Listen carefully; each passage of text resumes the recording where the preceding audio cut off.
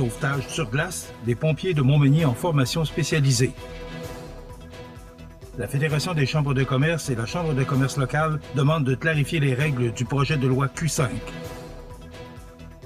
Transport collectif en région, la TREMCA sonne l'alarme face aux nouvelles règles provinciales.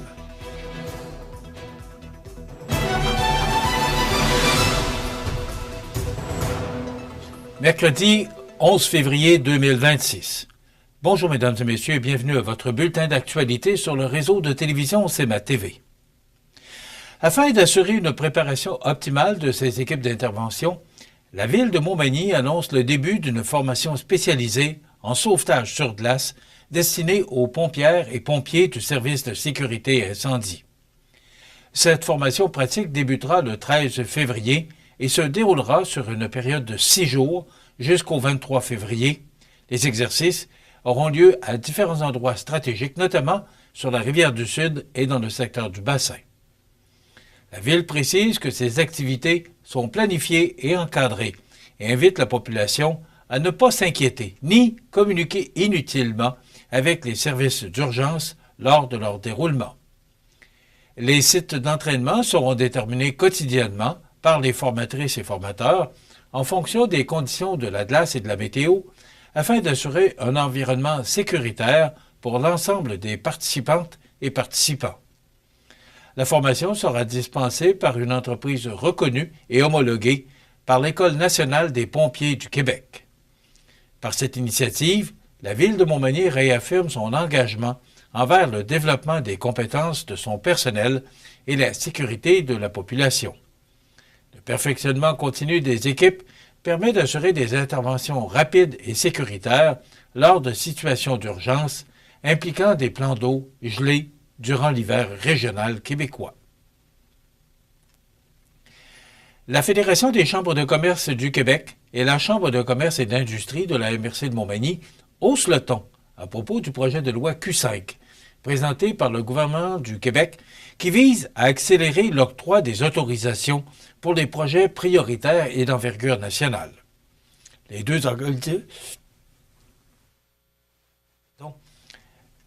deux organisations réclament l'ajout de critères de sélection clairs, objectifs et transparents, ainsi qu'une priorité accordée aux entreprises déjà présentées au Québec afin de maximiser les retombées économiques régionales. Le projet de loi Q5, porté par le ministre... Je m'excuse, on n'y peut rien. Je disais donc, le projet de loi Q5, porté par le ministre des Finances, Éric Girard, est présenté comme l'équivalent québécois de la loi fédérale C5. Selon la Fédération, ce type d'outil législatif est nécessaire pour rattraper le retard de compétitivité du Québec, notamment en raison des délais d'autorisation jugés trop longs comparativement à d'autres juridictions concurrentes. La présidente et directrice générale de la Fédération, Véronique Proulx, estime toutefois que l'efficacité recherchée par le gouvernement doit s'appuyer sur des balises précises. Elle soutient que le gouvernement doit indiquer clairement sur quels critères les projets seront jugés prioritaires afin d'offrir davantage de prévisibilité aux entreprises et de faire du projet de loi Q5 un véritable levier de développement économique régional. Du côté de la Chambre de commerce et d'industrie de la MRC de Montmagny, son président, Jean-François Ritt, partage cette préoccupation. Il rappelle que, pour les entreprises régionales, la rapidité et la prévisibilité du processus d'autorisation sont devenues des conditions essentielles pour investir et assurer leur croissance.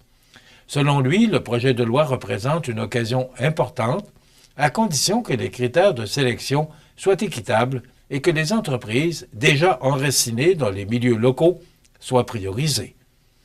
La Fédération et la Chambre de commerce de Montmagny recommandent également au gouvernement de profiter de l'étude et de la mise en œuvre du projet de loi Q5 pour amorcer une réforme plus large des processus d'autorisation au Québec. Elle souhaite que les gains d'efficacité administrative ne se limitent pas aux grands projets d'envergure nationale, mais qu'ils bénéficient à l'ensemble des projets nécessitant des autorisations. Enfin, les deux organisations d'affaires demandent au gouvernement d'assumer un rôle plus actif et visible dans le dialogue avec les communautés locales et autochtones. Une fois un projet priorisé, Québec devrait s'impliquer davantage pour expliquer ces retombées positives pour l'économie québécoise et pour les régions concernées. Les deux organismes estiment que cette approche favoriserait l'acceptabilité sociale des projets, renforcerait la confiance des citoyens et continuerait à une mise en œuvre ou contribuerait à une mise en œuvre plus harmonieuse des initiatives stratégiques sur le territoire. Transport collectif en région, la TREMCA sonne l'alarme face aux nouvelles règles provinciales. On vous dit pourquoi après la pause. C'est à travers le respect et le besoin de faire plus pour les familles en deuil et l'expérience qui s'est transmise de père en fils que la Maison funéraire Laurent Normand a su au fil du temps se bâtir une réputation de confiance. La Maison funéraire Laurent Normand à Montmagny. Laissez-nous vous accompagner.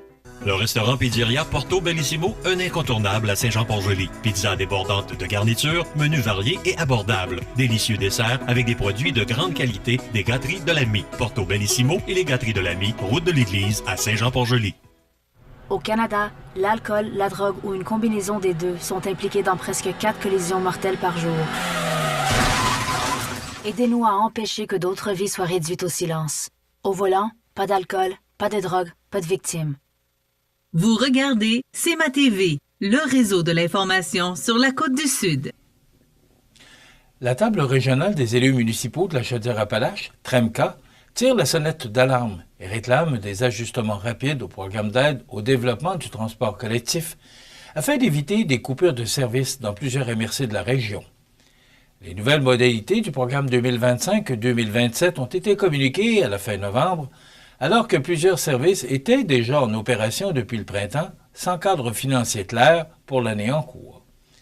Selon l'analyse régionale effectuée par la TREMCA, l'enveloppe dite de maintien finance désormais l'essentiel du fonctionnement des services, tandis que les volets développement et bonification sont limités à des compléments plafonnés. Cette révision des règles entraîne déjà des manques à gagner importants pour certaines MRC, particulièrement en milieu rural, au point de menacer la viabilité de certaines dessertes. Parmi les préoccupations soulevées figure la modification des règles de calcul de l'enveloppe développement, qui ne reconnaît plus adéquatement les gains de services réalisés depuis 2019, ainsi que les plafonds restrictifs imposés aux enveloppes développement et bonification. La TREMCA dénonce également l'absence d'indexation du programme depuis 2019, malgré l'inflation et la hausse marquée des coûts d'exploitation, de même que le délai de communication des nouvelles modalités, qui a limité la capacité des MRC d'ajuster leur budget de façon responsable. Pour éviter toute baisse nette de services, la TREMCA demande au ministère des Transports et de la Mobilité durable d'établir un financement plancher basé sur les montants de 2024. Elle réclame aussi un rehaussement des plafonds des enveloppes développement et bonification, l'indexation de l'ensemble du programme et la mise en place d'une période de transition afin de permettre au territoire de s'adapter sans pénaliser la population. Son président, Daniel Turcotte, rappelle que le transport collectif en région constitue un service essentiel. Il souligne qu'il permet à des milliers de citoyens d'accéder au travail, aux soins de santé et aux services de base, et qu'une transition équitable est nécessaire pour éviter des coupures qui toucheraient directement les personnes les plus vulnérables. De son côté, le préfet de la MRC de Montmagny, Frédéric Jean, estime que le programme doit soutenir le maintien des services existants. Il plaide pour une indexation adéquate et une période de transition afin d'assurer la continuité des dessertes et de répondre aux besoins réels de la population régionale. La table régionale des élus municipaux de la Chaudière-Appalaches réitère son désir de collaborer avec le gouvernement afin de trouver rapidement des solutions durables, équilibrées et adaptées aux réalités propres aux territoires ruraux de Chaudière-Appalaches. À Montmagny, la relâche scolaire 2026 s'annonce tout sauf reposant pour les jeunes. La Ville de Montmagny, en collaboration avec plusieurs partenaires, a levé le voile sur une programmation variée et dynamique qui se déroulera du 28 février au 9 mars prochain. Activités sportives, ateliers créatifs, sorties culturelles et événements spéciaux meubleront cette semaine attendue avec impatience. Les inscriptions, obligatoires pour la majorité des activités, se feront en ligne dès le jeudi 19 février. Les enfants et adolescents qui aiment bouger auront l'embarras du choix. Les ateliers d'initiation au karaté et à la gymnastique figurent à l'horaire, tout comme une randonnée guidée en raquette dans les sentiers urbains multisports. Une activité de laser tag viendra également à satisfaire les amateurs d'action et de défis. Du côté des jeunes curieux de nature, la bibite mobile permettra de découvrir le monde fascinant des insectes à travers une approche ludique et éducative. Les esprits créatifs ne seront pas oubliés durant la relâche. Des ateliers de peinture sur céramique, de tressage de sous-plats, ainsi que la confection de toutous porte-bonheur proposés par Univers Toutou offriront aux participants l'occasion de développer leur imagination et leur dextérité.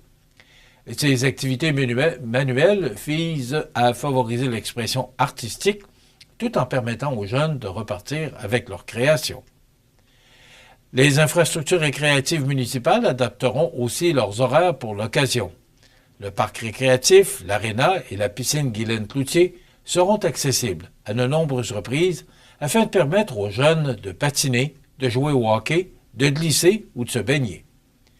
La pratique de la raquette et du ski de fond sera possible dans plusieurs sites, notamment au parc Saint-Nicolas, au parc du Marais et dans les sentiers de l'Inconnu. Les quilles, le cinéma, la pêche hivernale chez Samor avec Tillard et la location de gymnase au Centre culturel et récréatif de Montmagny compléteront l'offre.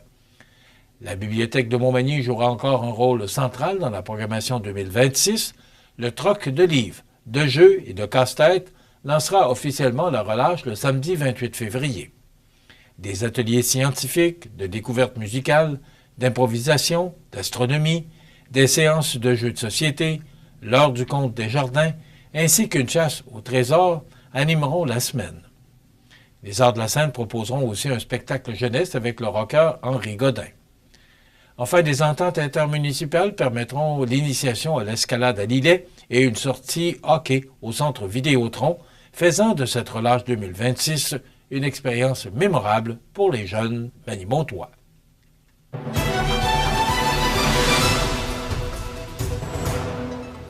Au sport, un autre week-end riche en émotions a tenu les amateurs de hockey en haleine dans la Ligue de hockey olympique de Montmagny, alors que deux affrontements, très attendus, étaient à l'affiche le dimanche 8 février dernier.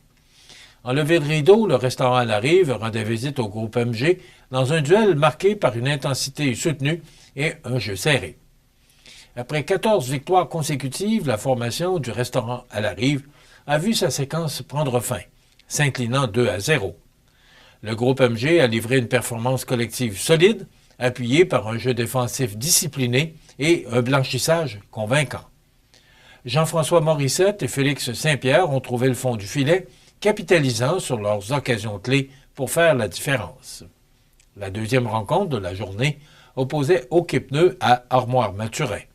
Dans un match plus ouvert offensivement, Hockey-Pneus a su dicter le rythme pour signer une victoire de 5-3. Tristan Letourneau-Pelletier, Jonathan Tondreau, Jonathan Chouinard et Jérôme Fournier, auteurs de 2 buts, ont mené l'attaque.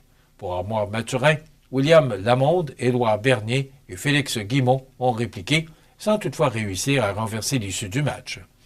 Par ailleurs, les honneurs individuels de la semaine ont été remis à Félix Saint-Pierre, joueur offensif, et à Yorick Saint-Pierre, nommé joueur défensif de la semaine.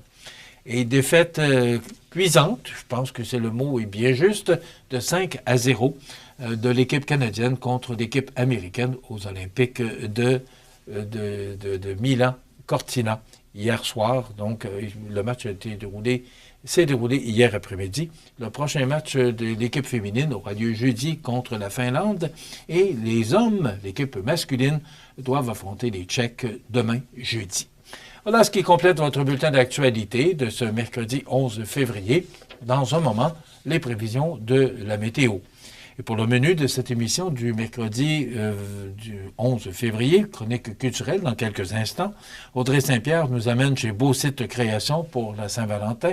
Et bien sûr, il y aura les commentaires d'actualité de fin d'émission. Je vous souhaite donc un bon mercredi à notre antenne.